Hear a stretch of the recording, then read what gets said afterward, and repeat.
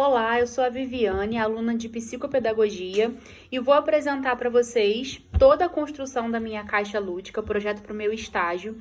Eu preparei uma atividade para poder trabalhar as cores, então as crianças elas precisam pegar o cotonete e associar a parte do arco-íris para a gente poder trabalhar as cores de uma forma lúdica e para melhor também a assimilação das crianças. Então eu vou mostrar aí todo o passo a passo, todo o material utilizado e essa é a apresentação do meu projeto de estágio.